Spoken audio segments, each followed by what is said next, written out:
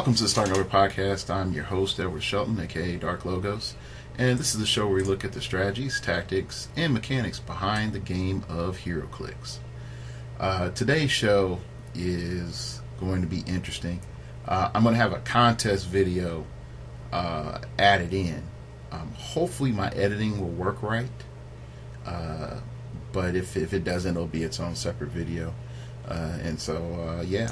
Anyway, just sort of preference that I ended up talking to Wes Summers from HC Atlas, and he has a cool product I think you all would like, but also not only that, I have a cool giveaway with him, so definitely check the end of the video for all of that, and if not, there'll be a separate video for it. Yay. Alright, today's show is called Killing the Walking Dead, and if you can't already guess what I'm talking about, I'm talking about zombies. Now, you might say, Dark Logos, why are you talking about zombies?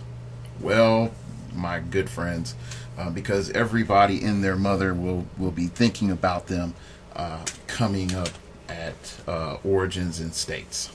Okay, just plain and simple.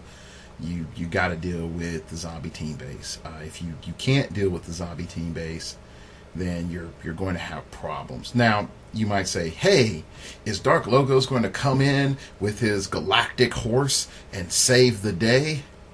I'm sorry. No. I'm not going to come in and save you all from this, in all honesty. Truth be told, I'm still trying to figure out how to crack this. Now, what I am going to do for you, my good listeners, is I'm going to give you all the information so you can make the best team possible to kill the zombie team base. Okay?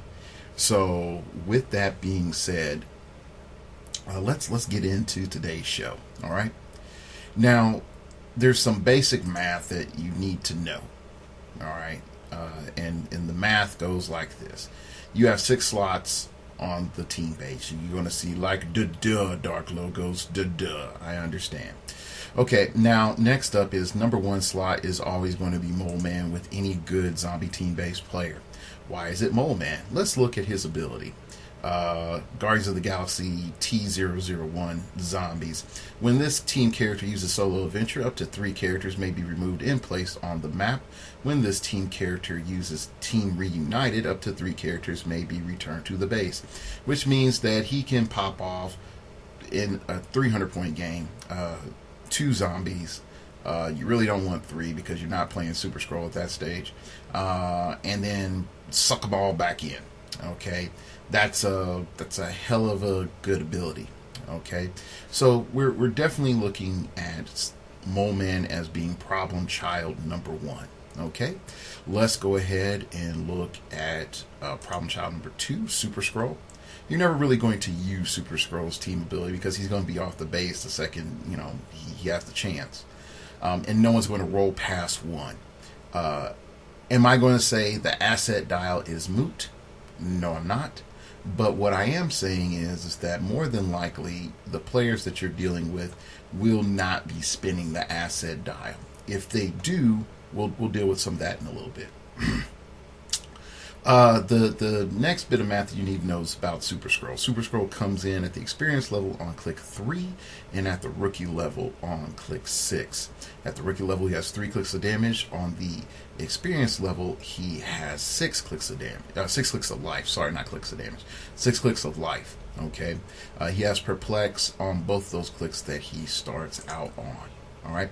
This means that on average, you're going to have to deal with those 6 clicks on top of the 15 clicks that the zombie team base has.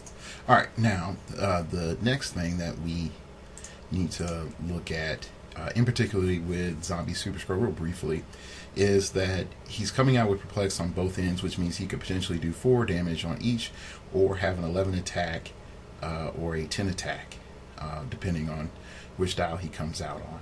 He's also coming out with poison, but he won't be able to use that at jump. Okay, you're never going to really use Zombie Super Scroll's ability because it says give this character a free action to choose Barrier, Flurry, Outwit, or Poison. The team character can use the chosen power until your next turn. When the team character uses the chosen power, deal it one unavoidable damage after action's resolved. You're never doing that. They're never doing that. Okay, so he has the most worthless asset ability ever. Okay, so let's keep on going down. Next character we're going to look at is Magneto. Magneto, on experience level, is going to pop out with 10 attack, 3 damage, 17 defense with energy shield deflection and toughness. And the cool thing about Magneto is that he comes in on click 3, and at the experience level, giving him a total of 5 clicks of life. When he comes in on his rookie level, he has a total of 3 clicks of life. But when he comes out on his rookie level, he has running shot, pulse wave, 17 defense with that toughness, energy shield deflection, and also perplex. Now, this is where it gets interesting because with the 8 range 2 targets, it's real easy for him to just be like, yeah, you and you, I'm going to shoot you from 9 away, or I'm going to get 11 attack with a pulse wave, or I'm going to just do some cool stuff here and help out my friendly characters. So definitely something to think about. All right. Now, the asset ability for the team base ability for Magneto is give this character can use leadership. If it does succeed, remove an action token from itself or a character that began the game on this team base, even if it's not adjacent. So, yeah. Now, the next character that we have to look at is Red Skull, because some people may not want to play Magneto or couldn't get Magneto for whatever reason. Red Skull is going to be their second character of choice to pop off with Super Skrull, because you have to play Super Skrull, else this whole thing becomes completely worthless. Super Skrull popping out on experience level has charge, 10 attack, special power, combat reflexes, and exploit weakness. His special power is the Uber Sichel race.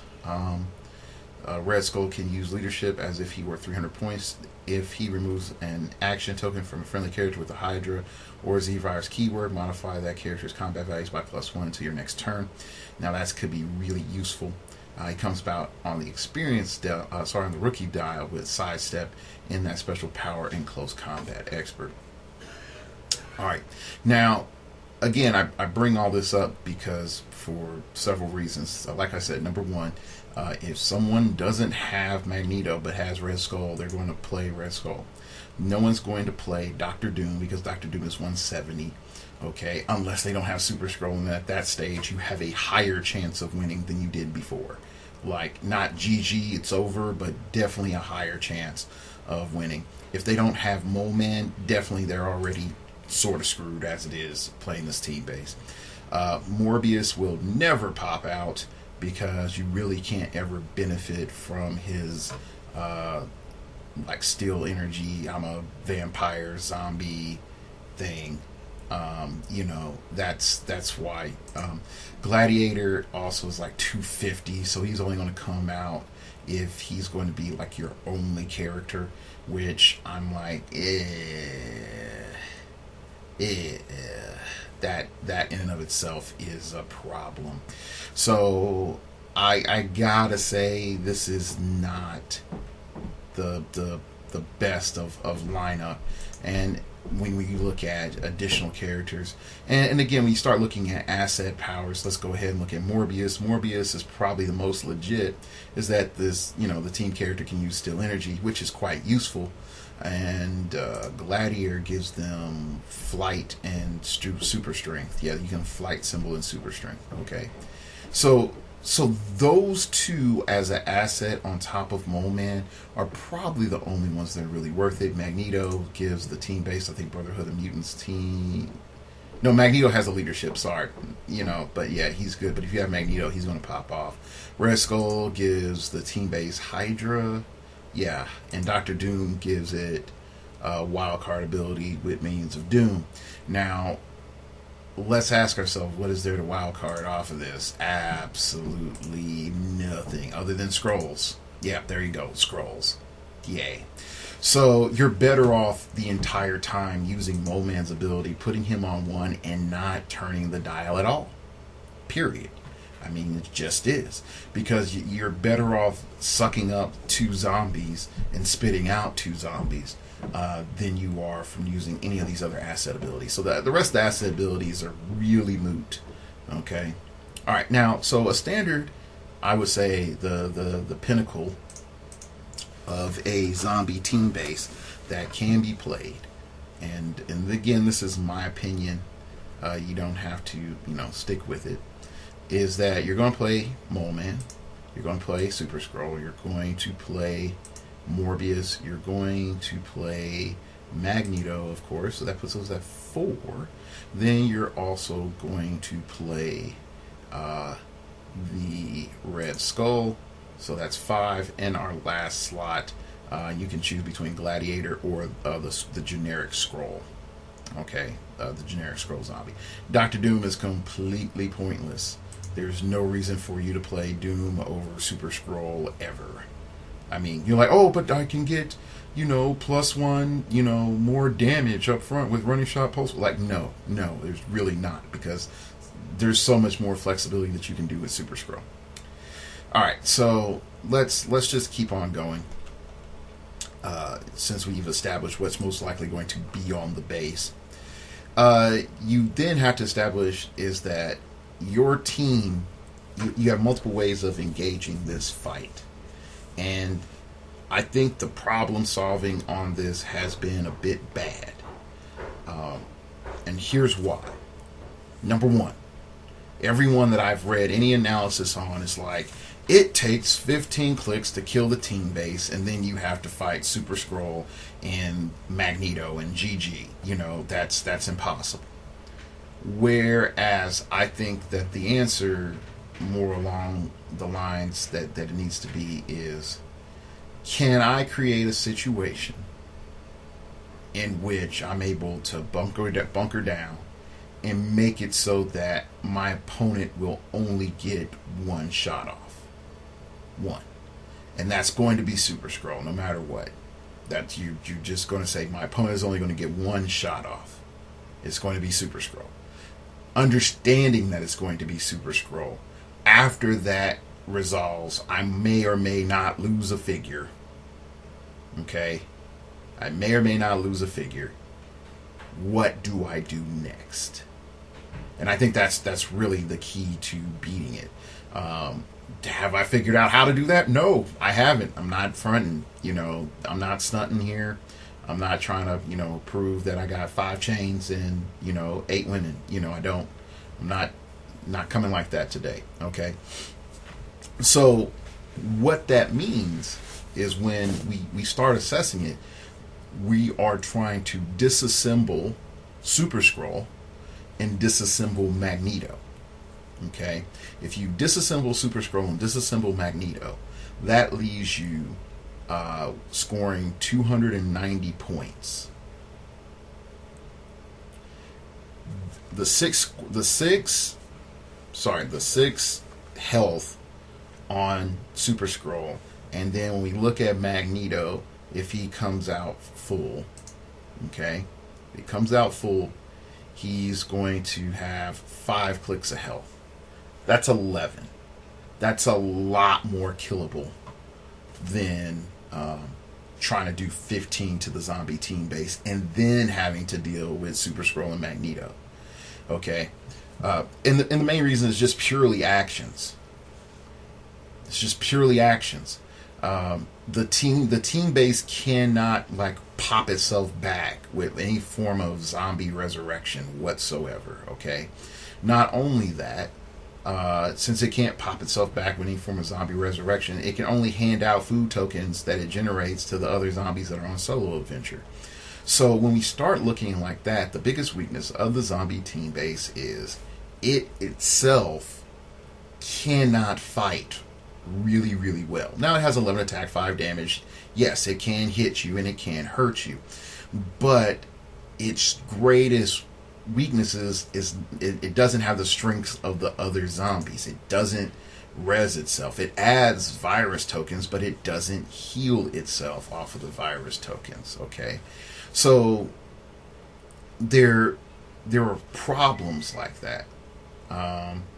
You know, you can fill a slot. It's nice you can fill a slot with a character that you KO'd, and then when you get down to the nitty gritty on cannibalize, then yeah, cannibalize helps you stay alive. That's it. That's it. But you, yeah, it just helps you stay alive. But and that's the problem. Is and let's break down real quick on the team base itself. Okay, so you have that 15 clicks, and let's just say you're doing things with no damage reduction, just no damage reduction.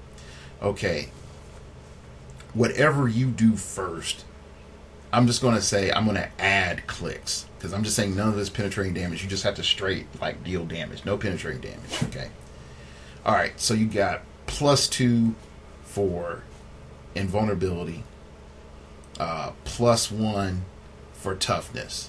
So you're going to go from invulnerability, hitting them for however much, onto a toughness. That's guaranteed. Okay. So once you've done that, they technically added. They're going to add 3 clicks of health to themselves. Then you're going to hit them again. All right, and then they're going to get a cannibalize.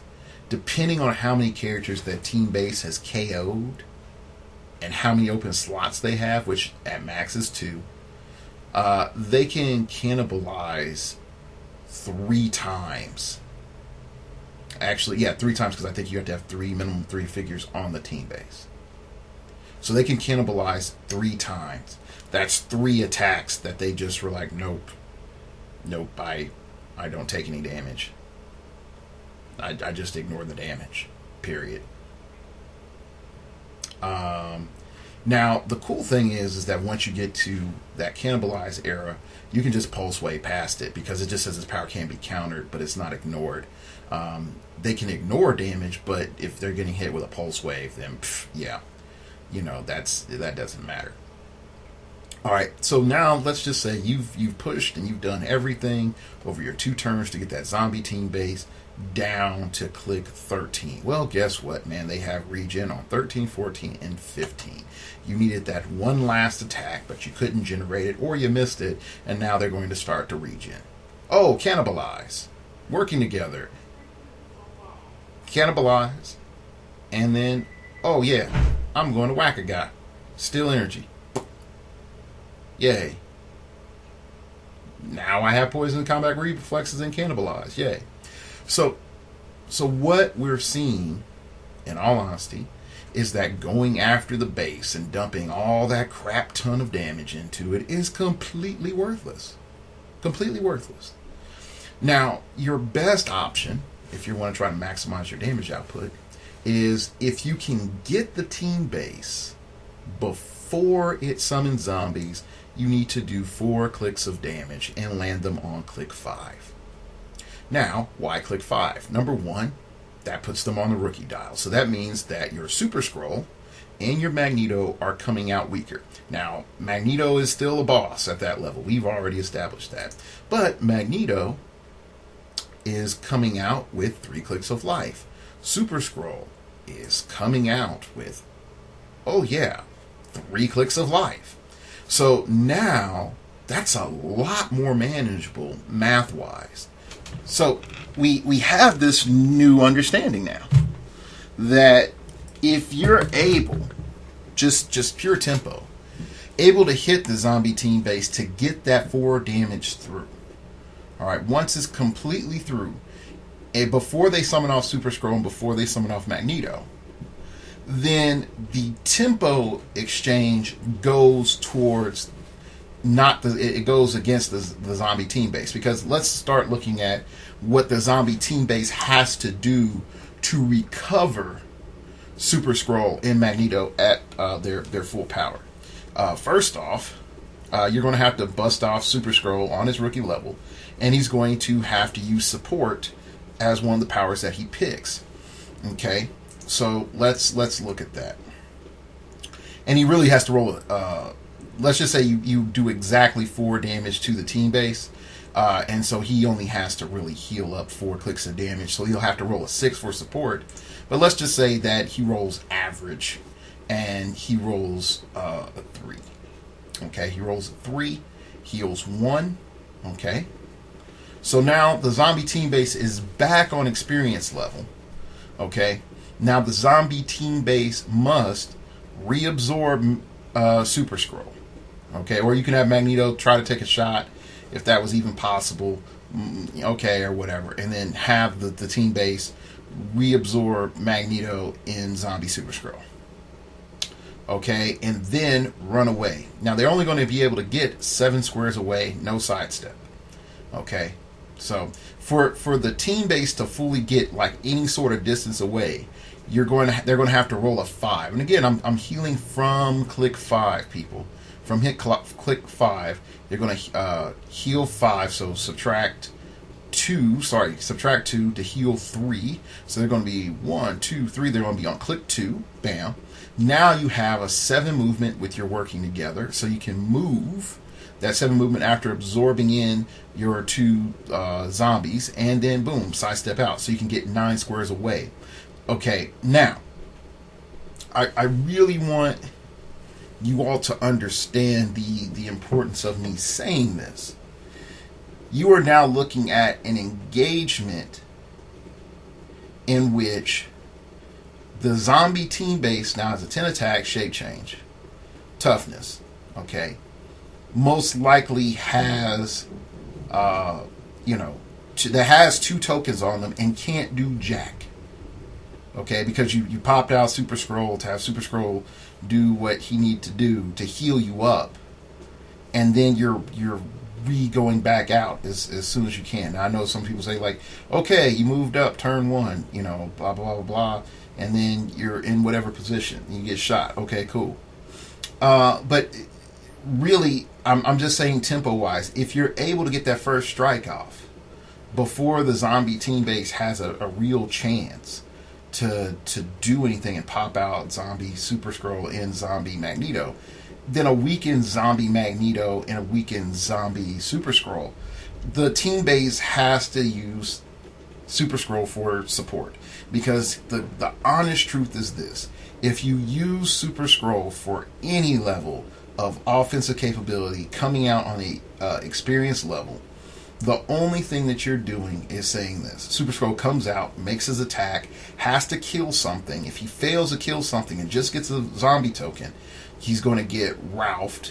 Okay, let's just say he's going to get Ralphed for 3. We'll give him the benefit of the doubt that he won't take scroll damage. Okay, all right. So boom, gets hit, comes back on his last click, gets hit again, dead. Boom. Zombie Super Scroll's done. So engaging with zombie Super Scroll, and I'm just saying this realistically as a good player, engaging with zombie Super Scroll on the experience dial is dumb. Okay? Now, you might say then, hey, Dark Logos, why don't I then try to just dump more damage and make it really hard for zombie Super Scroll to be able to heal back up the team base? That's completely viable too, if you can do it. And you can get that first strike in. And I'm just saying this from a first strike perspective, okay? Now, this isn't the only way to look at it, all right? And there is other ways of looking at it. The next way I want us to look at, because we talked about it briefly, is the defensive nature of it. Of just making sure you can absorb the hit, and there's multiple ways of doing that, mainly which of barrier, making sure you have like a limited access map. The Civil War starter is a good example of a map in which if you get the right side, you can fortify up. Also, the pre-release map, one of those sides is pretty barrier-ish, if you catch my drift. And you just say to the zombie team base, like, hey homie, you got to come to me, and you know that Super Scroll is going to get one hit.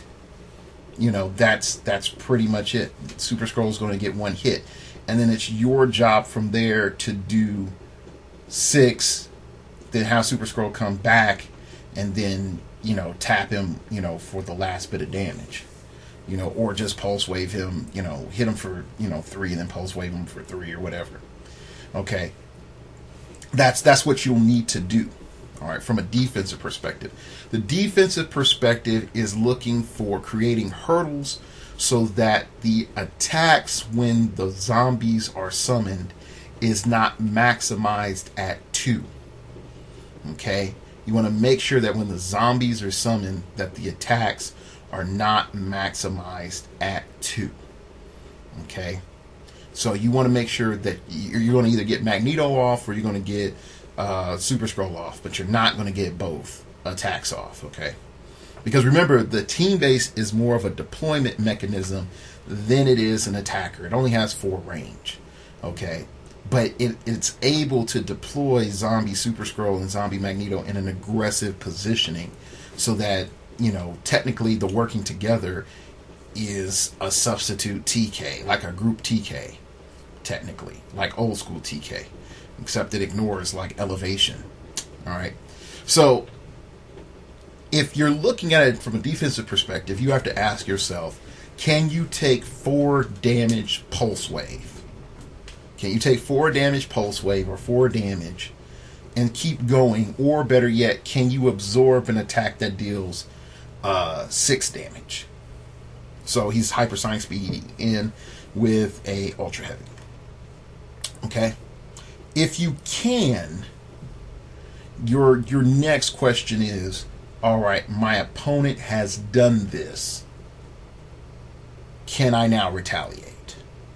And if not, then fine. Okay, you need to go back to the drawing board. But if you find that mechanism, then you have something.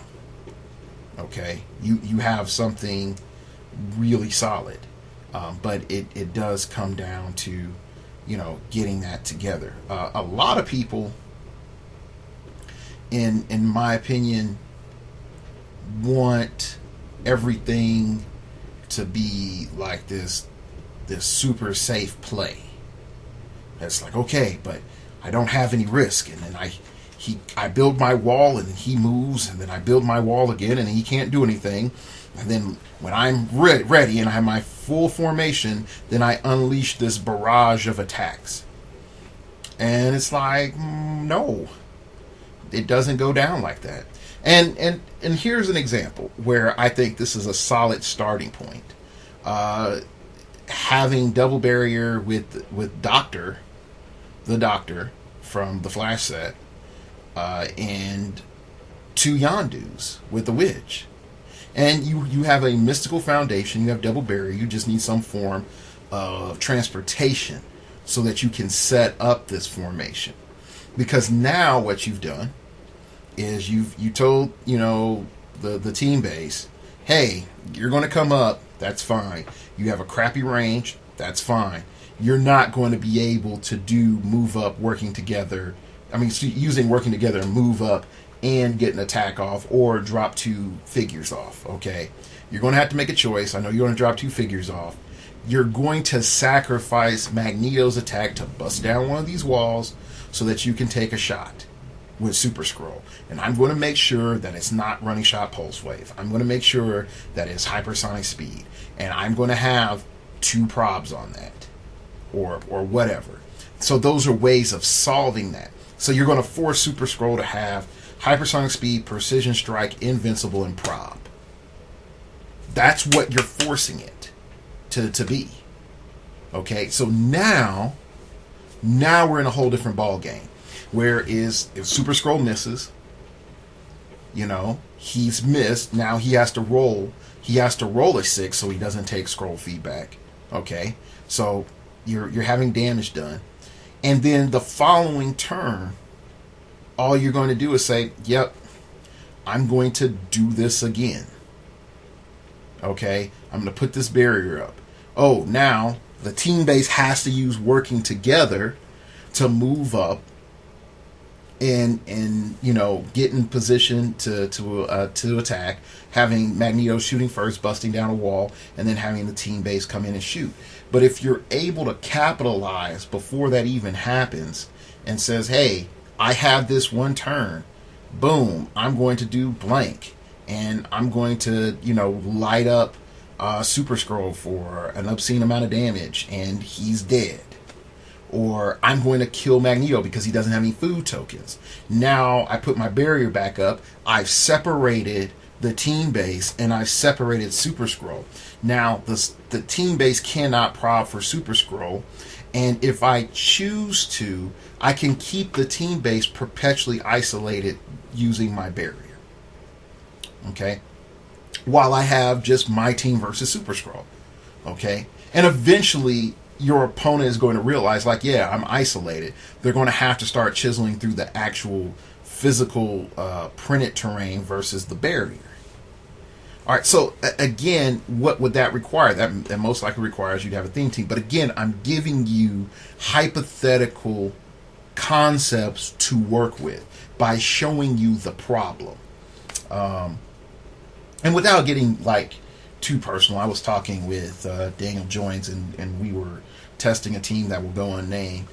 And the issue we kept coming into is all of the problems that the zombie team base presented to Dan's team. And I'm not talking about Dan's team, and if you inquire what's Dan's team, I'm not going to tell you Dan's team.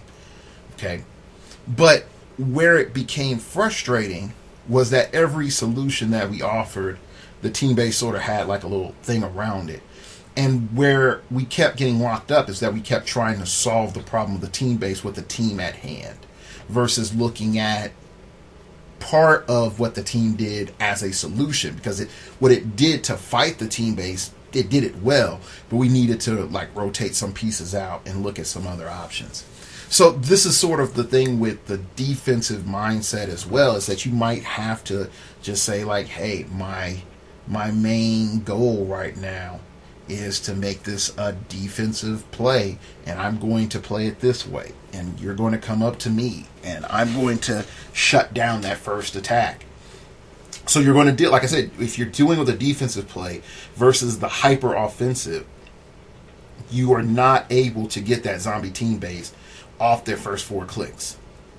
But instead, what you're saying is that you have a way of taking the initial hit from Super Skrull and isolating off Magneto in the team base, and then engaging Super Skrull, annihilate Super Skrull or annihilate Magneto, and then keep the remaining pop-offs separate, so that if anything goes down, they have to run away to regroup, to heal, or do anything else. Okay? Alright, now let's look at the shenanigans, because shenanigans in particular causes a lot of problems for the team base, because the team base, in all honesty, is straightforward aggro with a lot of utility. Okay, and I want people to understand utility is universal. It would definitely fall in that those Triforce players or more experienced players maximize utility better than specialized players, or even, I joke, with the secondary mutation players, because if a person is a Triforce and they know how to maximize utility, then they're able to apply most efficiently the right option for the situation.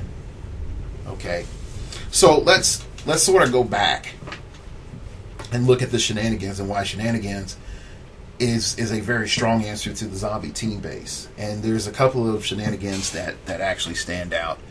The problem with shenanigans, in all honesty, is you can't combine all of them and win against the team base.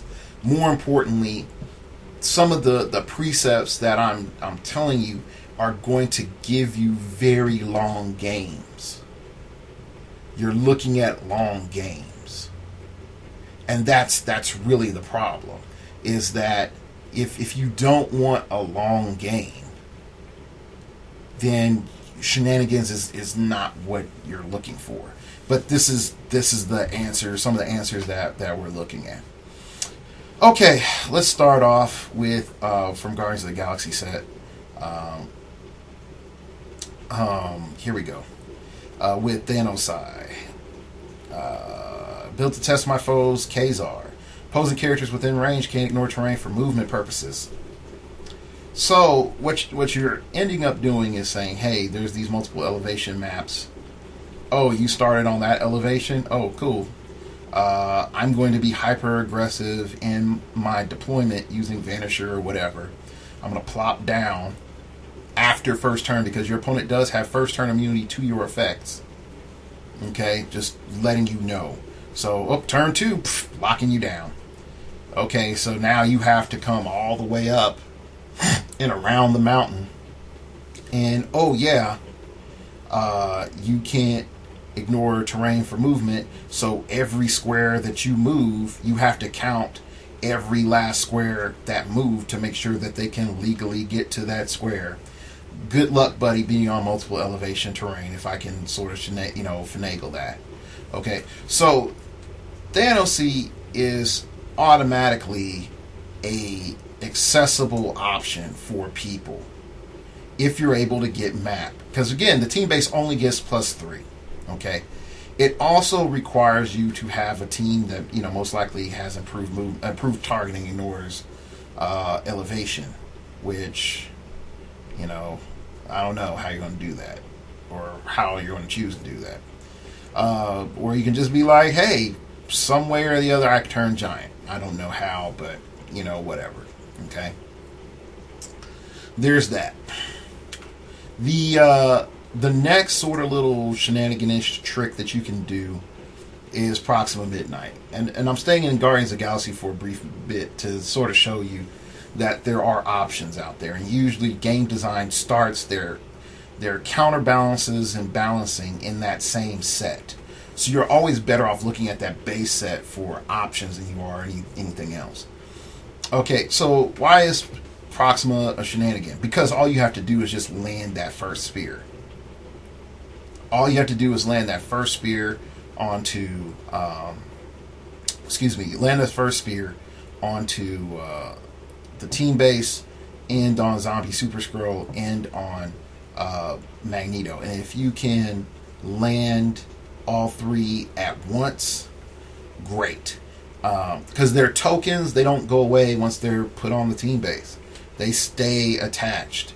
And so, yes, that will make, Proxima a little bit annoying to use, further on in the game. But what you're going to force the zombie team player to do is constantly reabsorb Super Skrull, reabsorb Magneto, and then pop them out later, and as they slowly take damage. Now, again, your play at that stage is to put the zombie team base in a defensive position where they constantly have to worry about recovery as you bombard them. Okay? So it's like, oh, ha ha ha, guess what? You did that to me? Cool. Oh, you went and killed Proxima for 6 clicks of damage? Boom, you take 6 clicks of damage once you kill her. Oh, wow. With Cull Obsidian. Like, people forget about Cull Obsidian. Same thing with Ebony Maw, my man. I like him. People forget about that. And if you don't get Pulse Wave, that's going to go off. Oh, you hit me for 8 damage. Well, guess what? You're taking 8 damage, Super Skrull. Well, it would be 6. You're taking 6 damage, Super Skrull. I'm sorry. Oh, that's not an attack. So you just die. Yeah, it's not an attack.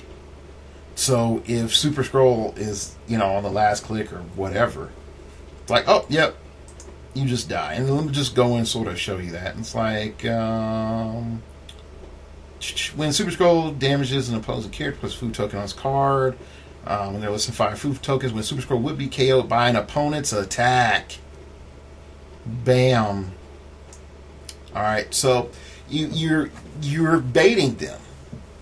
You're really baiting them and the Super Skrull player knows that if they know anything, they're going to have to Pulse Wave They're going to have to post wave Proxima Midnight. Okay, so when we're realistically looking at this now, all of a sudden it's like, well, I didn't think about that, Dark Logos. Thank you. Like maybe I have hope, and it's not all despair in the age of The Walking Dead.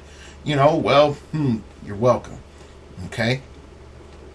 The other thing that comes in is Jason of Sparta. And we all freaking know about early adventures with my ship. We all know about it. If you played any sort of rock tournament in the last 6 months. Thank you, Jamie. Thank you. Actually, 8 months. Thank you, Jamie. Quarry, proving we make the meta. If you face Jason.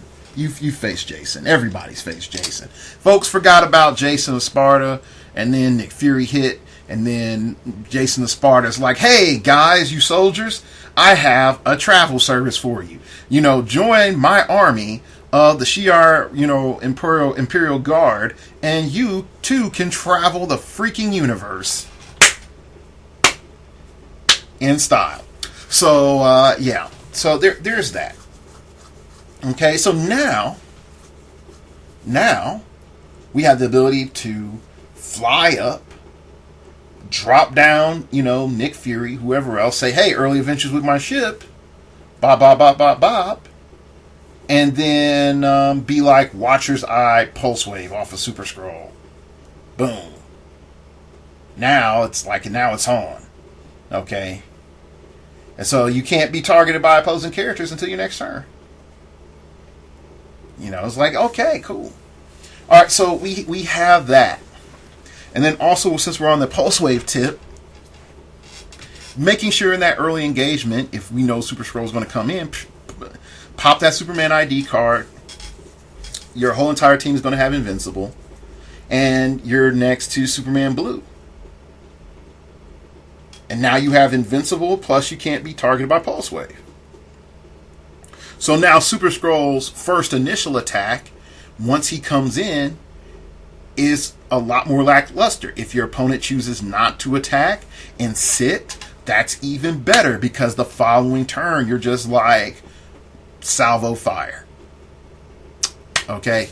And I'm bringing this up because I think people have somewhat gotten to that despair of getting like, I can't do anything. He'll hypersonic speed in. Okay, you hypersonic speed in. We prove the max damage he can do is 6. He'll hit for 3 because of the Invincible. He can't pulse wave you.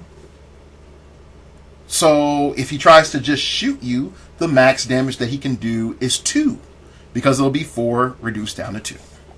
And if he's not paying attention, he's trying to hit your high defenses or something, the max damage is 1. Boom. So right there, we're looking at solid options. Okay, you're going to say, but Dark Logos, I beat the zombie team base, but then I can't beat anything else. Still, bear with me. The idea is that if this is on the top of the meta, everything is going to be dealing with that top of the meta stuff. And not only that, if you have a solid principle and solid scheme in how to play your team, then you should be able to start solving for some other variables. Okay, so let's keep on going. There's one figure that I'm going to say really, really hurts how the zombie team base is played. And I say how it's played, and I'm going to keep that one to myself because I have a team idea. It's like, but Dark Logos, that's not fair. I was like, I got to keep one to myself. I got to face like 15 of these suckers in the next month and a half, so got to think of stuff. Okay, so next up is if we go to the Flash set, is what is it? Pandora. Okay, and it's Pandora. Okay, I know there was one thing in particular. Okay, here we go. Pandora. Purging my sins. Pandora can use Perplex. When she has 2 action tokens and uses it to target an opposing character, remove an action token from her. And then I think I was looking at the wrong Pandora. I was thinking... Yeah, I was looking at the wrong Pandora. Okay, I think the Pandora that I need to look at is in the WizKid set. I did do research, people. I did know who I was going to talk about, but I messed up slightly. Okay, so bear with me. Alright, so here we go.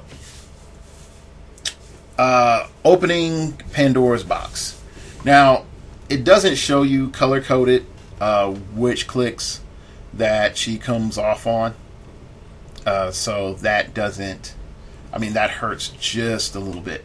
But I'm pretty much going to assume that's going to work like the other characters. Probably that Vet, of course, is going to be top dial. Experience is probably going to be click 3. And Rookie is probably going to be click 5. Okay. So what you're trying to do is with Pandora's box... Sorry, open Pandora's box. She has a special power. Pandora can use probability control twice per turn and may not target the same character with it more than once per turn. Opposing characters must be given an action token when they use probability control. Why is this huge? Why is this huge? Now, your opponents have to, and I do mean have to, decide, okay, is prob worth an action token? And you're going to be like, well, Dark Logos is just going to zip in and impulse wave that character and blah, blah, blah, blah, blah. Yes, I fully understand that that is an option, that they could come in and impulse wave that one character. Fully understand. Fully understand. All right. I'm just saying, I'm just throwing out an option here of, is this possible? Can this provide control? Can this provide support? Now, you need to have the defensive values to sort of back that up. But if you don't have the defensive values to back that up, then yeah, this is going to be a waste of time. But right now, we're just putting ingredients out for you to figure out, like, okay, I'm going to put this together with this other thing to make something that's digestible. Okay? All right. What was the other one? Now, I do like that Pandora is, and I sort of referenced it indirectly. You have Pandora on the team base. And that gives you some flexibility of mixing and matching Pandora with the Trinity Ascend team base. I know some people, may not like that directly. But the Trinity Ascend team base actually offers a good amount of flexibility if you play it at 200 points or even 300 points. At 300 points, I don't like 19 defense and toughness, but if you start off with the Pandora that came with it, you're going to start off with phasing, teleport, and probability control. And you got Phantom Stranger that gives you outwit and poison. So you're able to, if you so choose, play a very creative game with that. Now, I know some people would say, like, hey, Phantom Stranger and the Question are the muscle on that team, and Pandora's okay. Oh, whatever, don't care.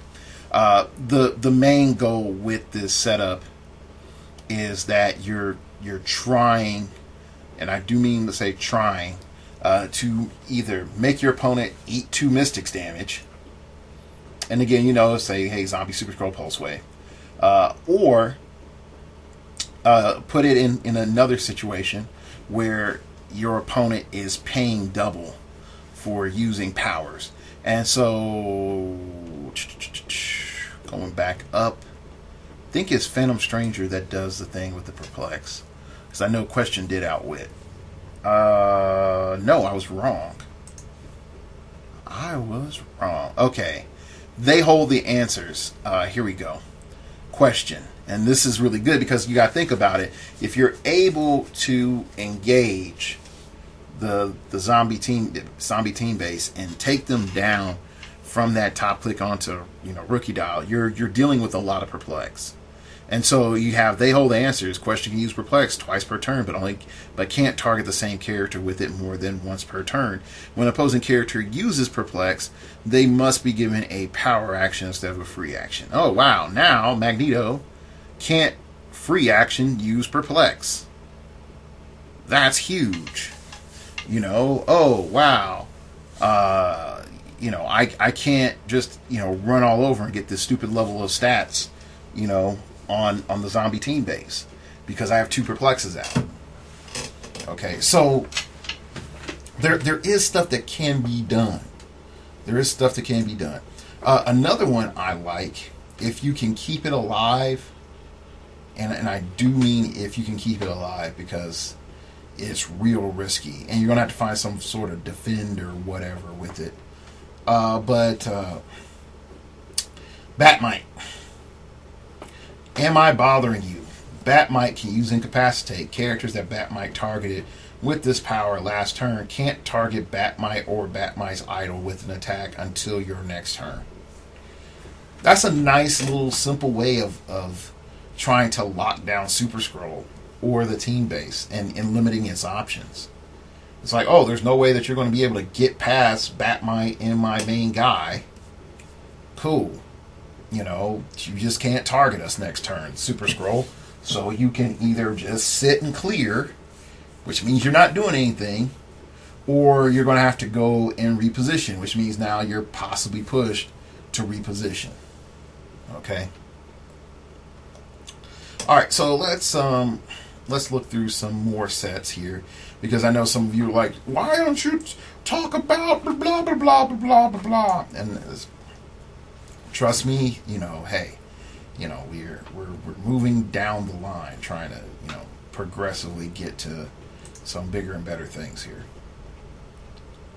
And I know some people will say it's not fair, Dark Logos. The shenanigan people got more time. And it's like, well, there's more options to actually talk about with the shenanigans people. Okay, because I'm not gonna front. This is pure trickery. It's pure trickery. That's it. You don't have any other.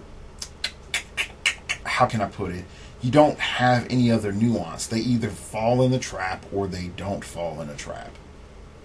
That's it. So let's go ahead and move down.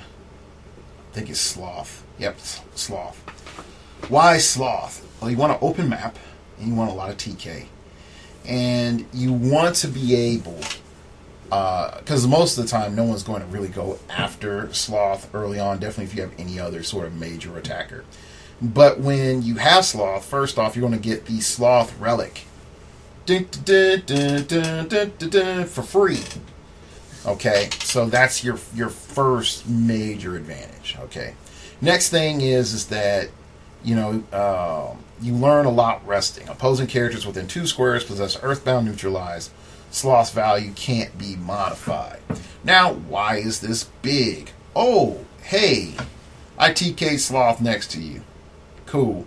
Super Skrull, or within 2 Super Skrull. Now you can't use Perplex. Now you can't use Combat Reflexes if you so choose, or RCE. You're stuck with base values, which makes Super Skrull's bite a little bit, I would say just a little bit less stressful. Also, it stops him from doing melee attacks if you so choose. Which, if you're able to combine Sloth with Blazing Skull, I think it is, it would force it so that if Super Skrull had any modifiers on his damage or attack or whatever, shooting Blazing Skull, it wouldn't matter, because I think the most damage he can take is 3 or whatever their base damage is, and he has like invulnerability, so he'll take like 1 damage. And then if they try to do a melee something or other, then they're going to be within that 2 square aura of Sloth. So now all the stat mods are gone. So that's the thing. because his aura triggers says opposing characters within 2 possess Earthbound neutralized. So it's just once you're in that 2 squares. And oh, never mind. Opposing characters within 2 squares possess Earthbound neutralized. I'm sorry. I said something that stats can't be modified. I messed up. Bump, bump, bump. That's what happens. But anyway, let's see. After action is given to an opposing character within 4 squares, resolve that character. Given that action can't be given further actions this turn. That just stops you from doing multiple free actions. After action, yeah. So this also is interesting too when we come back to Sloth, and I apologize for the analysis before because I don't know where I got the stat modifiers from. It's just Earthbound neutralized. Sorry. When you go back to it, you're able to use Free from your Sloth. You're able to just say, hey, aggressively placing Sloth would actually make it so that you're given an action. Once you're given an action, you can't be given any other actions this turn. So it's like, oh, I took an action to move. Well, hey, you can't do anything else. And that can be big. Oh, I can sidestep or attack. Okay, now I can sidestep, but I can't attack. I can attack, but I can't sidestep. This is mainly better for Magneto. Now, 12 attack in cap, yeah, I know you can miss because of shape change and whatever else, but still having that option of potentially locking down Super Skrull and really have a high chance of locking down Magneto is worth it to look at it, play test with it, so that, it's actually useful. Also, the Sloth Relic and attaching that for free is really useful because you have this character can use sidestep and modifies its defense value by +1 at the end of your turn. If this character wasn't given any actions this turn, heal it of 1 damage. So you're able to just give a flat +1, get sidestep, and if you're just sort of sitting there, you can heal up, which makes your team a little bit more stout. Okay. Another character that I really think from the shenanigans end, you need to play it really well, is the Gravity Feed Green Arrow from the Justice League Trinity War set. And I know some of you might say this would fall into aggro, but it really comes down to you getting map and you playing this sucker the best way you possibly can. Okay, so he has improved targeting, ignores hindering terrain, ignores characters. So that's fine. Then you have an arrow for every situation. Green Arrow starts the game with 6 arrow tokens on this card. Give Green Arrow a free action and remove 1 action token from this card. He may choose one of these powers or abilities to use until your next turn. Energy Explosion, Incapacitate, Psychic Blast, Smoke Cloud, Improved Targeting, ignores elevated terrain, or improved targeting, ignores blocking terrain. When a ranged combat action resolves any blocking terrain along its line of fire to the target is destroyed.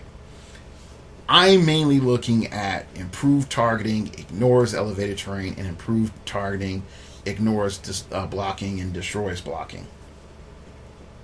These are the main 2.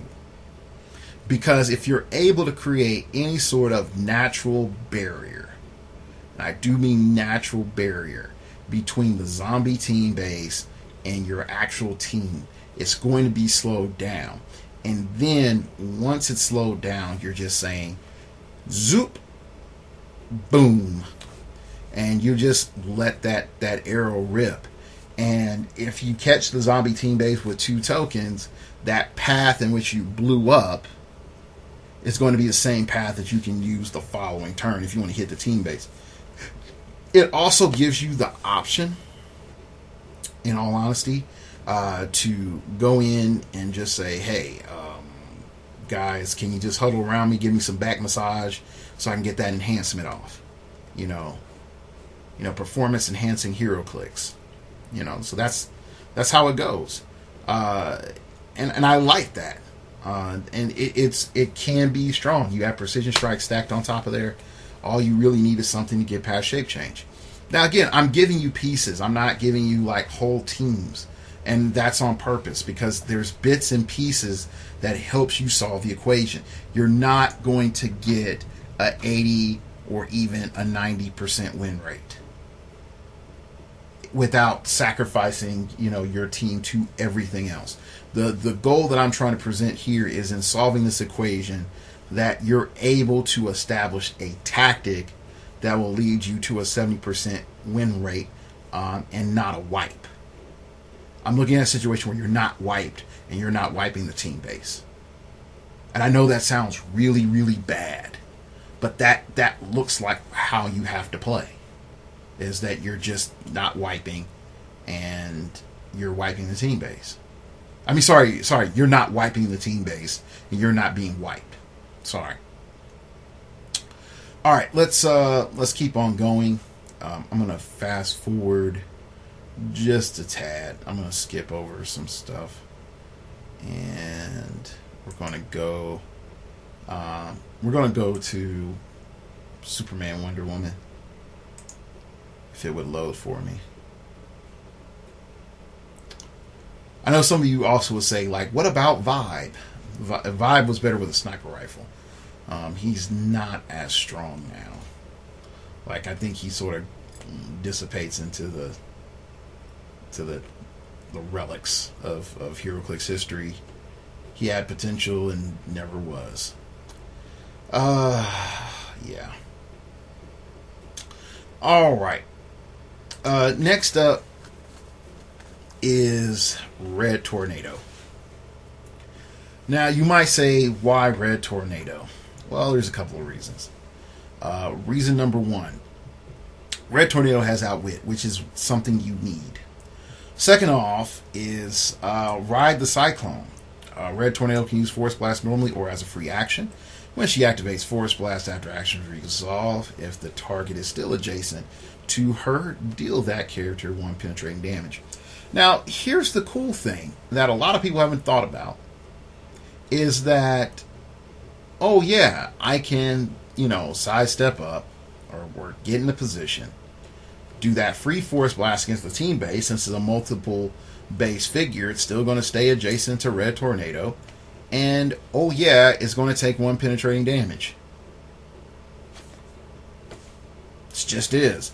Oh, I'm going to attack the team base. Oh, with the melee attack. Cool.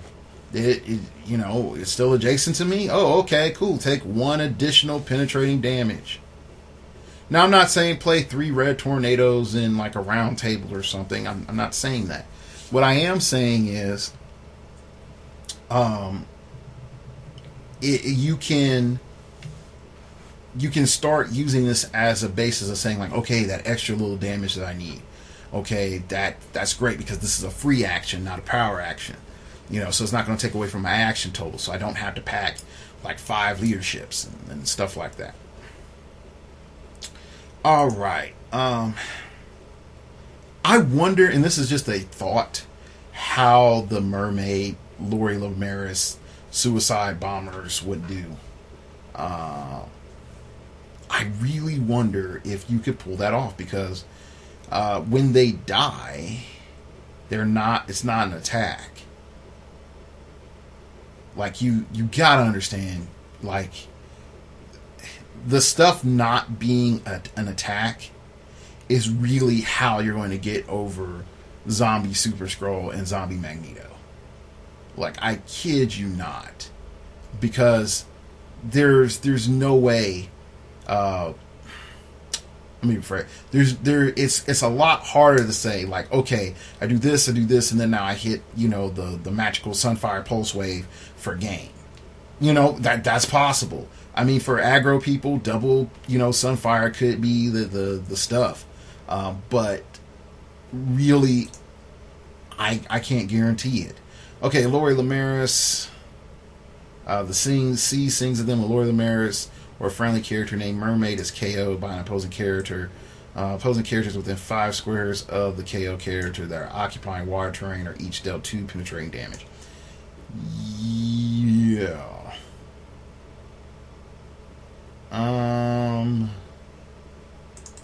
I thought that, does this stack?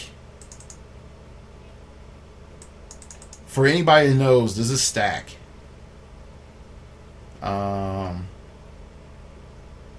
Because if they stack, then yeah, this is definitely boss.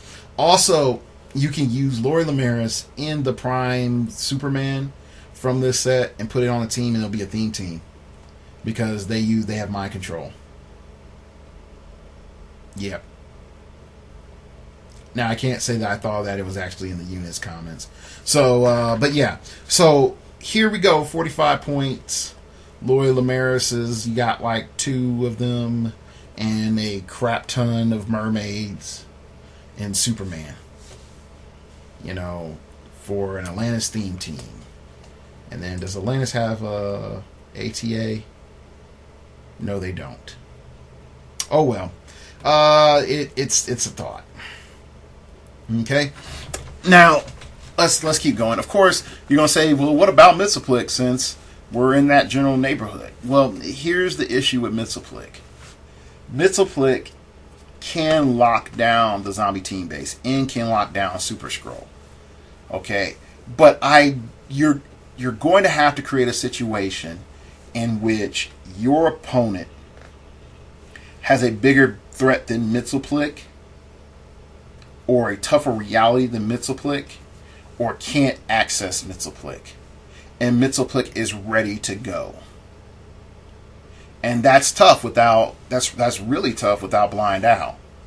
So I think that's something to really consider if you're going to go down that route. What was it? He's like Captain Atom, but he's not Captain Atom. Major Force. Where are you, Major Force?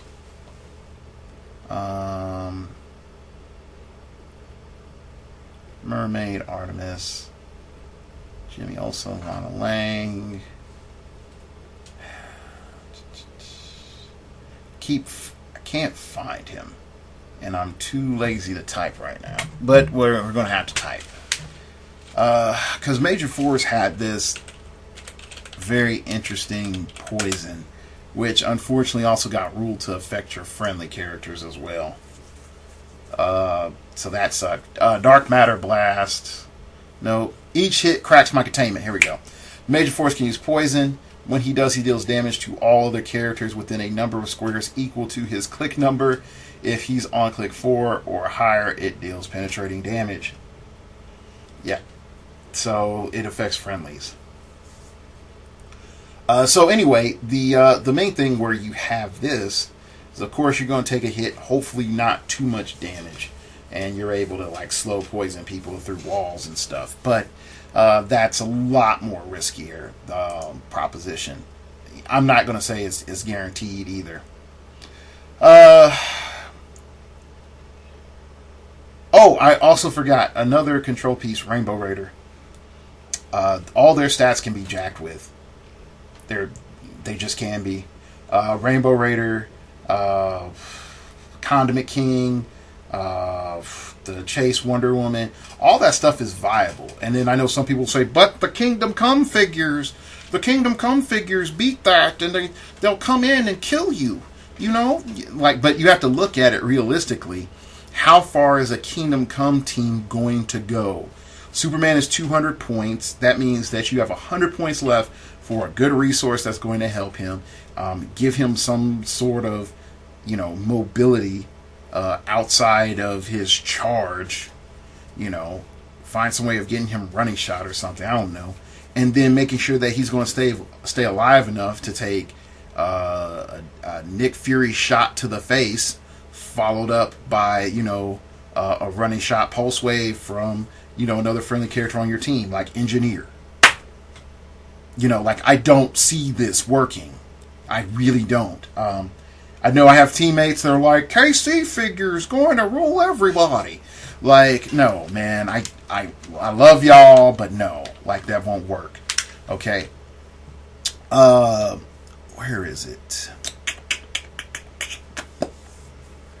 I forgot you. I had you in my mind, but I forgot who you were. Oh, here we go. Nightwing. And I know Night Lantern also is there, and Night Lantern has potential. I just don't think that you're going to see it this Worlds. And let me take that back. Night Lantern with some of the new X-Men stuff is good, but you're not able to take on a zombie team base. I think the following year, when, next year, Night Lantern, he's the man. Night Lantern, some cheap 70-point guy, and Proteus slapped on top of that 70-point guy, and watch that go to town. Just watch it, because that's broken right there. If Electro was still legal, oh yeah, Night Lantern, Electro, Proteus. That would be my team. Don't care. That is the stuff right there. Anyway, just going through. Oh, gosh, I forgot again. I rambled, and I forgot. Oh, Zatara. Here we go. This is a I don't want to say this is a trick, but it is a shenanigan, because you have to make sure that you're able to get Zatara onto Click Forward there, and make it a clear threat that you will pulse wave the fire out of his team. Now, I'm not going to front. This is a sacrificial play. This is a full sacrificial play. But you're able to say, like, Zatara can use pulse wave when he does. He doesn't target friendly characters he shares a keyword with. MA choose. His damage value becomes 4 and is locked. If he chooses to do so after action resolve, KO Zatara. You do 4 damage, and you know that the zombies, like really the 2 pop-off zombies, have taken any damage whatsoever. That's GG. Those 2 zombies are KO'd if you can position it right. It's worth it. It just is worth it. And the cool thing also about this too is that you can use enhancement with this pulse wave, since it does not affect friendlies that share a keyword with Zatara. And I don't know how many people thought about that, but that is a reality. Okay. Aggro people, I haven't forgotten about you. The Harley Quinn Prime is probably another one of those figures that is there that can actually get you over for a couple of reasons. Number one, you get free attacks in with the 10 attack, 3 damage, from the Jack in the Box. Okay, and I mean with the RCE, you're just going to do 3 damage. You're going to put all of it on damage, and you're just going to roll. And I'm just telling you, you're not going to do a 1-on-1 in this situation. You're just not. Okay. The other thing is that you have Murder's Jack in the Box trait. Ignore the free Jack in the Box thing. You can do no, it's not that. Pop goes the weasel. Harley Quinn can use pulse wave when she does once per game. You may choose that her damage value becomes 3 and is locked, and she can't place Jack in the Box tokens for the remainder of the game. Now, you can choose to make your damage 3 and locked, or you can just choose the pulse wave. I like just choosing the pulse wave. I don't know about you, but I like that. So just choosing the pulse wave actually makes it way better for you. Because now what ends up happening is you can just, wipe out maybe one of them. Definitely if they knocked you down that far, you're on that point, that means that they've invested a lot trying to kill Harley Quinn. Okay, definitely a lot trying to kill Harley Quinn. So I know, like you'll say, what about Turtles? I'm Alpha 1 kill box ho, just straight up, just Alpha 1 kill box. If you can make it happen, do it. Just do it. For Uncanny X-Men, let's not dance around it. Let's let the drinks fall where they may. Iceman, super rare Iceman. Of course, he can do something. The problem I have with super rare Iceman, and I would be remiss if I didn't bring it up. I'm a professional. I let my biases, sometimes blind me. But again, I give out the information as it comes. The problem I feel with Iceman is that there's too much stipulations that requires him to get his effects off, and then not only is there's too much stipulations that requires him to get his effects off. If I am any sort of decent player, I'm just going to run up and whack you in the face and kill Harley Quinn as fast as I can. Literally as fast as I can. Do not pass go. Do not collect $200. I just go in. Hypersonic speed. Bam. Make sure I hit you for 4 with precision strike. Boom. That puts you on combat reflexes. Have, Magneto come in with the shot. Like, that's what I would do. But hey, if you can find a way of protecting her, that's great. But going back to Iceman, sorry, I keep Harley Quinn, so good. Here's the thing with Iceman.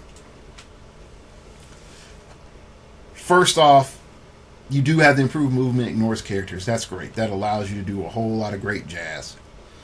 Next, you have Frozen Solid. When Iceman moves after action resolve, you may make a close combat attack targeting a single opposing character whose square he moved through and didn't target with an attack that action. So you can use this with Running Shot. If you hit, attach the ice wall marker to that character, removing it from any other character. As long as the ice wall marker is attached, that character can't be moved, placed, given actions, or targeted with an attack. At the end of your next turn, remove the ice wall marker. What is this good for?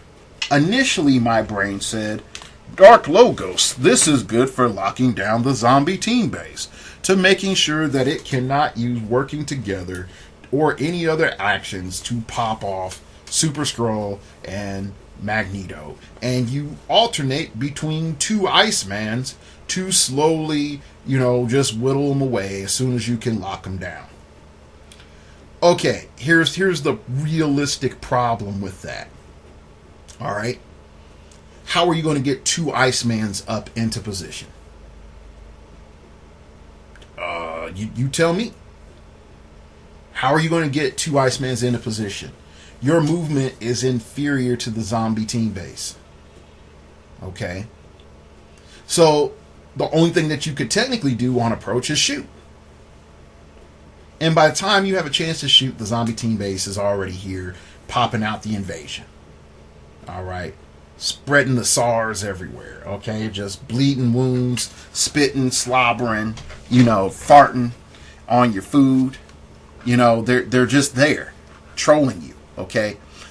The next thing I look at is, okay, I have a Defender's TA, which inflates the cost of this sucker so much because you don't need the Defender's TA. But let's use it, okay? We have Defender's TA, we have X-Men TA. So we have the ability to heal him and we have the ability to bump up his defense. Okay, cool.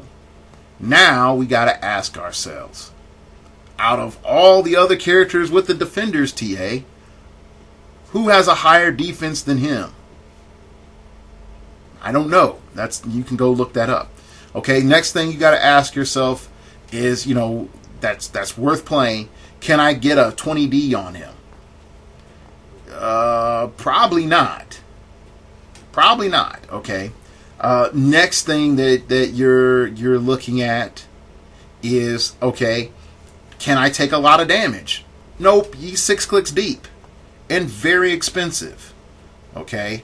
So what does that do?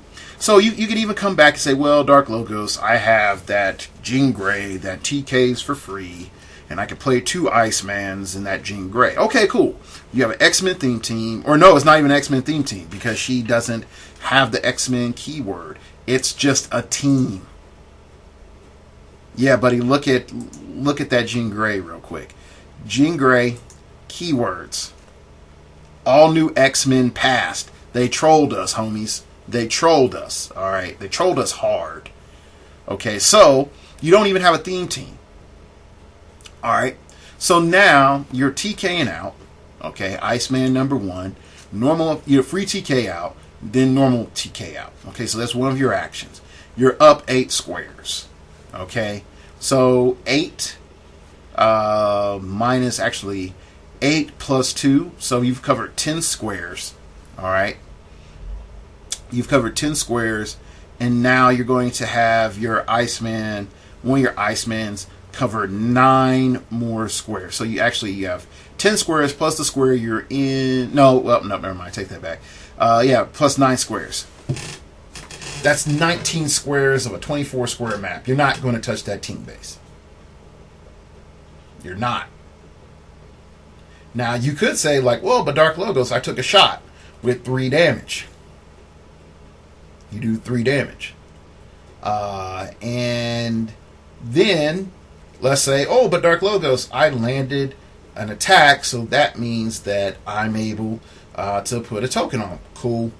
That's so fine. That's cool. Because it doesn't matter if the team base is pushed the next turn or just has only 1 token on. Because let me explain to you why you're not going to follow up with that second Iceman. Let's say you do follow up with that second Iceman. Let's say you do get past Shape Change. Okay, you do get past Shape Change. Great. You hit. It's pushed. Now it clears on its turn. Now you have to choose. Do you run up there and force yourself to move through with an Iceman to make another attack to lock it down, pushing you? And if you fail, you have to push the other Iceman to do the same. And let's just say it goes off. All right, cool. Now I have a token, and I can't. I have the ice wall marker attached. That character can't be moved or placed or given actions. All right, cool. So I can't do anything. All right, the next turn I clear. The 2 Icemans clear. It's back to the zombie team base's turn. It's going to be like, well, you still haven't got me off of experience level. I don't have to come up to you. Working together, I'm going to, as my first action, shoot you because you're close enough. Okay. And my second action is I'm going to pop off Super Skrull and Magneto, and then they are going to jack you up. So you start to see why double Iceman is not the answer. I don't like Iceman as an answer because it's too much stuff that can go bad with Iceman. He needs to be 1 or 2 clicks longer for his point cost, lose the defender's TA, and you know, even if he had 2 more clicks and his movement was like 6, attack value of 9, defense of 16, and damage of 2, like something like that. Even if he was something like that, for 1 more click, I would say, like, yeah, that would be worth it. But it's too easy for Super Skrull to come up, be like, oh yeah, I have hypersonic speed, super strength, outwit, and invincible. Outwit your defense, whack, you're dead. You come back on your last click. I roll regen. Oh, I rolled a 3. Prob that. Oh, I rolled a 4. Heal 2. I'm on click 4 with my new fresh Iceman. There's too many problems. There's too many problems. So anyway, like I said, these aren't all of the solutions that are there. These are just some of the solutions that are there. I know there's like, what is it? There was some character someone was telling me about in X-Men that was good, but I forgot. Oh, Professor X, locking stuff down. Because Professor X can say, like, hey, guess what? I outwit your asset team ability, which people forget you can do. So you can't spit out 2 zombies on the same turn, you know. But again, you still have that same problem about hyper deploy. And then you also have Professor X. The prize support Professor X? No, that's not it. I just like him. I forgot. I just like him. He's great. He's a great 50-point character. Now, some people would also say, but Dark Logos, what about Chase Magneto? Or what about Sugarman and all that? I'm like, no. Chase Magneto is fun. He's high, expensive figure because people don't realize fully what he does. But he can't do enough damage guaranteed to the team base to wipe them out. But he could roll up and wipe a zombie Magneto off the map and then follow up and do a nice bit of damage to a zombie Super Skrull. Now, he can do that if they're based to each other. He just rolls up and does a close combat object attack. So the first one for, what is it? Actually, blocking terrain. Any scrap metal markers, free action move all scrap metal markers. They make an object attacks as if he was holding 2 heavy objects. Yeah, 2 heavy objects. I thought it was ultra heavies. Yeah, 2 heavy objects. So bam, he's like boom for 5. Second one for 4 because of damage depletion modifier. So Super Skrull has invincible, so he'll take 2.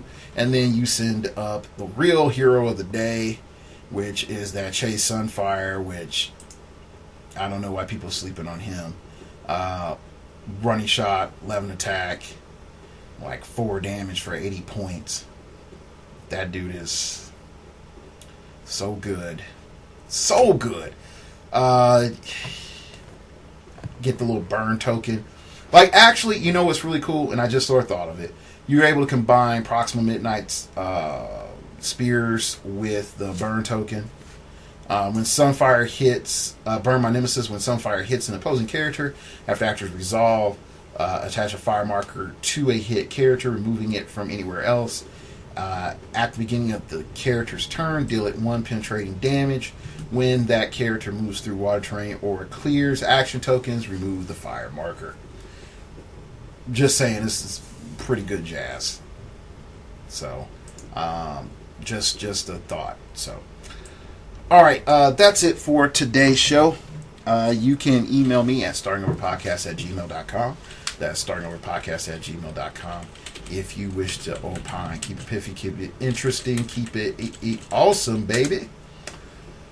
Yeah, just tell me about, your thoughts about the zombie team base in Worlds. Like, do you think that this is a situation where WizKid should, possibly ban the figure? Or just, let it slide, just because of all of the effort people have to go in to try to KO this sucker or deal with it. You can follow me on Twitter at StartOverPod, and it came from outer space and told me that World 30589 suffered a zombie invasion and it did not recover. And it has hopes for our world if we do not abuse our nanotechnology. But I wasn't supposed to tell you that last part.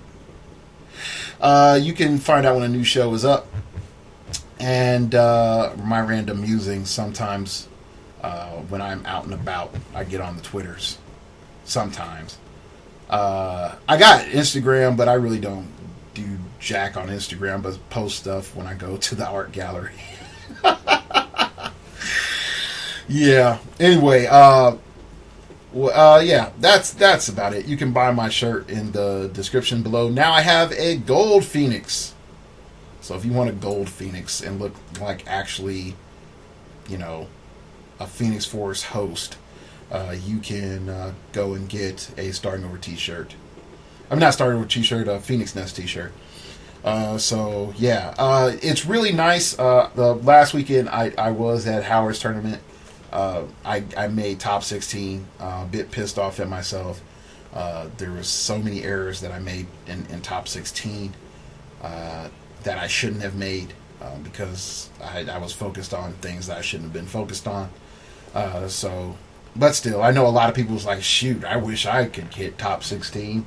and your problems shift as you progress, and you lose sight, just to be thankful that you reach certain plateaus people wish that they could get to.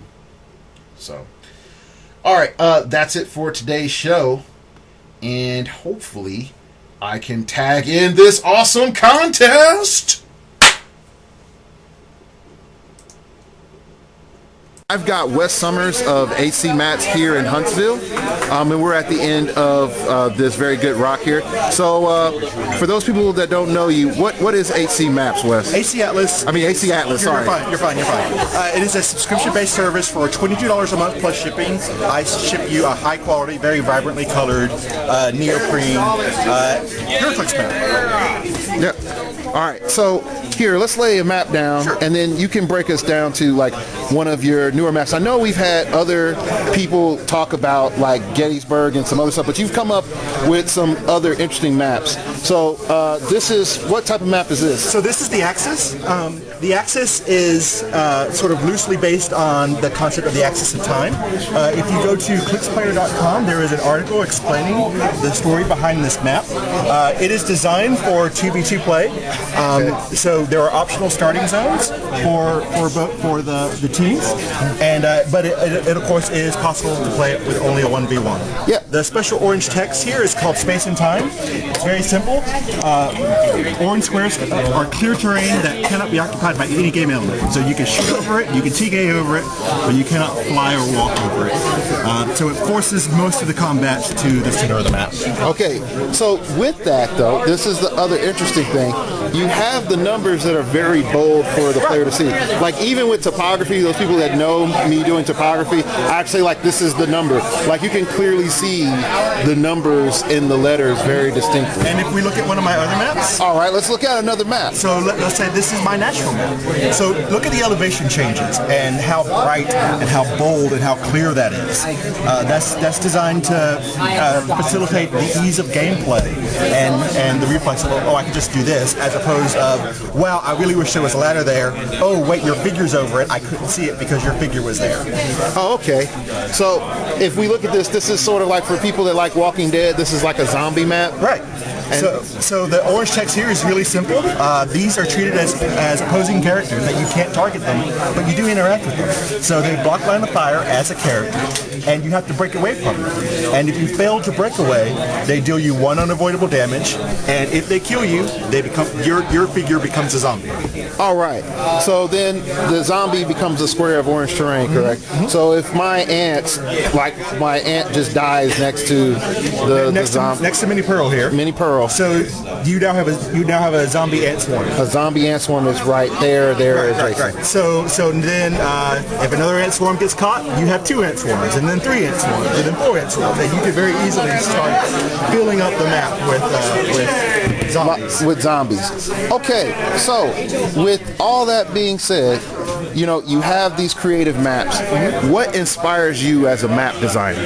So the first thing I want to do is make maps that are fun to play, that have some sort of story behind them that entice and draw people into playing them. I want people to enjoy their experience from beginning to end playing on my maps and using my art to enjoy the game. Yeah. So I would say this. I know where's the Gettysburg map, because people remember, like, I know 2 Clicks were like clamoring about the Gettysburg map, mm-hmm. and for some people that never got to see it, I'm like, well, what's this map that they're talking about? So let's look at this real quick. Okay. So it's like a U shape, and again, you can see the elevation changes really clearly, and there's these trenches mm-hmm. in the map. So the idea really here is that because of the orange text, the trenches work. You can't be Nick Fury and be 4 squares back and killing people in trenches. And if Nick Fury is caught in a trench, he's not going to shoot somebody out of it. So the trenches actually work.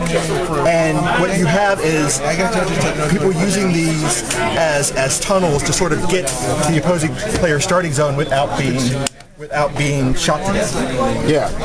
So again, like it allows you to do like sort of a classic story where it forces melee engage and also sort of like, yeah, you can shoot, but you have to get in there and raid the trench, and you know, and there are spaces like, I mean, if some people haven't noticed, you can shoot from here to here, and if you're in the trench. But if you're not in the trench, then yeah, you just can't shoot over the trench. So it does encourage you to have multiple types of figures, not just one.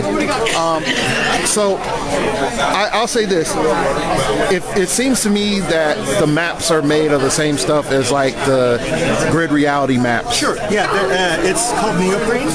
It's the same type of rubber that like scuba suits are made out of. It's very resistant to damage. It's waterproof.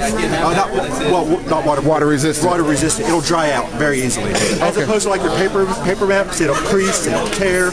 There might be some creasing if you leave them folded for like months and have heavy stuff on them, but the creases come right out. If you just lay them out flat, most of it will just fold out.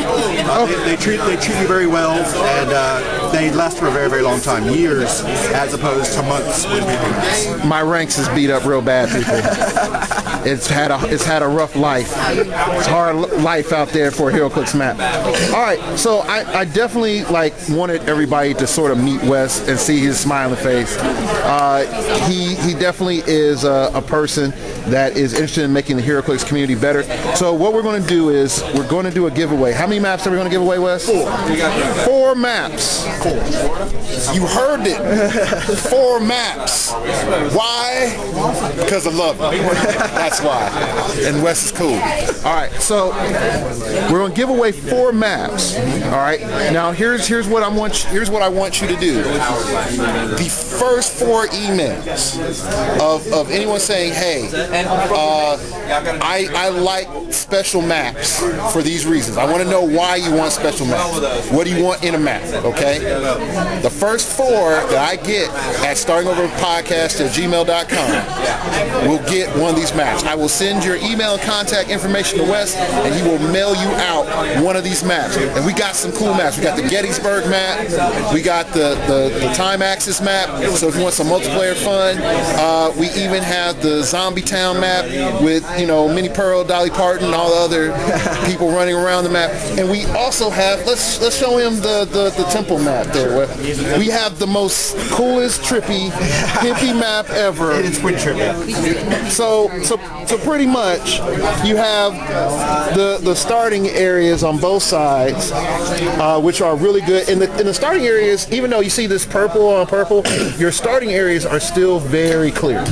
Okay, and right there. So we have one side of the map is this other world, the other side of the map is the temple, and you have to go through this little portal here. Think of it like Stargate, right? So you have a Stargate that you walk through. Yep, and so you can't go through the other side without going through that portal. So that if you just want something different, this map is actually really good. So we're going to give away 4 maps, and you just, you know, email Wes and be like, I want the trippy map, or I want Gettysburg, or I want Zombie Town, or something else, and I will forward your email to Wes. So again, the first 4 people email me at startingoverpodcast@gmail.com. You got a map. But tell me again, what do you want in maps, and why do you like maps? All right, that's it, and I will check you all later.